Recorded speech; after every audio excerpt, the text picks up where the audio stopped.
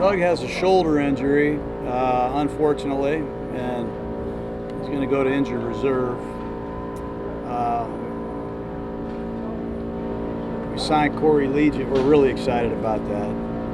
We think he's an excellent football player. Thrilled to have him. Bryson Allen Williams was added to the roster as a linebacker. We have some injuries at that position, so obviously he's going to come in and get ready to compete this week against the Seahawks.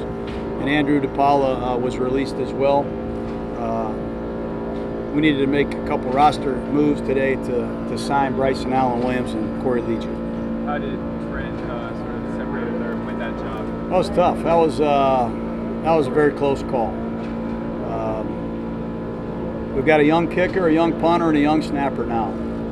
So all the people that don't think I like young players, bah humbug to all you. Coach, what have you seen from Keyshawn Nixon over the past couple of preseason games? Well, if you study the film, you see what we see.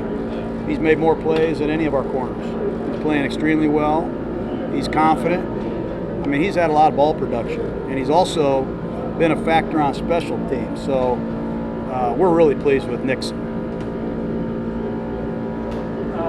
Back to Liuget, having somebody who's played at a high level for a long time, what does that bring, to the mix up front? And also, he's played several different techniques in his time with the Chargers. Where does he fit?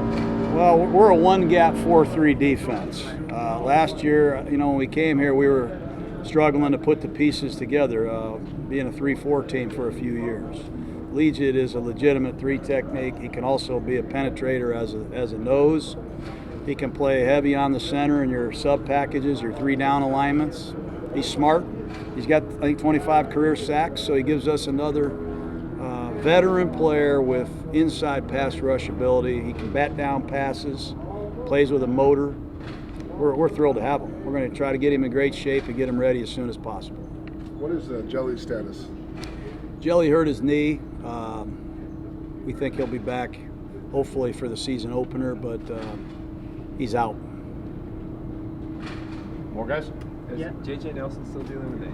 Yes, he has an ankle, and we don't think it's real serious. Hopefully, he'll be ready for the regular season. How about Josh Morrow?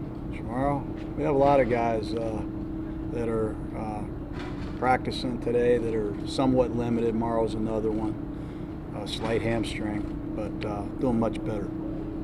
Having Andrew Luck retire last night, what's your reaction to that? And such a big I was surprised like everybody else now, not shocked. He's had some injuries, and if you know Andrew, he's one of the great, not only quarterbacks, he's a great competitor. He's also really advanced in life. I'm sure he has a million things that he can do. The NFL will miss him.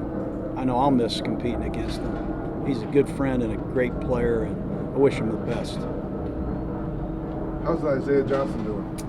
Yeah, he's struggling. He had a facial injury against the Rams.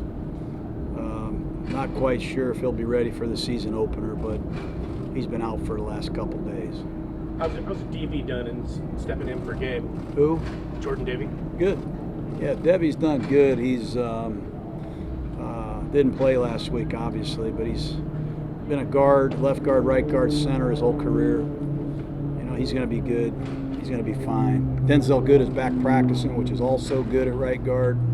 It's good to see good. We need some good things out of the big man. Do you think it'll be one or the other for the first week? I think so. And Cooper's going to play some right guard this week against Seattle. Cotton's going to play a lot at left guard. We like him too. So we've got some young guys that are emerging. It's got some veteran players that are coming back, and hopefully they can hold down the fort because they got to replace a great player. The transition from tackle to center that the UCLA kid has done, that's why did you guys identify him to make the switch? And you've mentioned that he's done well. I think Cable deserves a lot of credit. He's developed some players from defensive side of the ball to offensive side of the ball. He's made a lot of tight ends, tackles, etc. But this kid has the size, the mobility, and the traits that a lot of centers have that are successful. And a lot of players come into pro football and transition from tackle to guard or guard to center. This kid's done a great job. I credit Lem and Cable, and the grind that they're putting in behind the scenes has been impressive. Do you like the trend of starters playing less in the preseason, or do you have some concerns about them not getting enough work in? Or well, the problem is you know, the preseason isn't just for the starters. You know, these poor backups don't even get a rep when the season starts. You know, so you know, we got to use these preseason games to develop young players. And you know, we might have 5 or 6 undrafted rookies make the team. We'd never found that out if we didn't play them. So you know, I don't think the preseason has ever been for the veterans as much as the practices are. But I think the games are critical to evaluate young players, quarterbacks that don't get much of a chance when the season starts.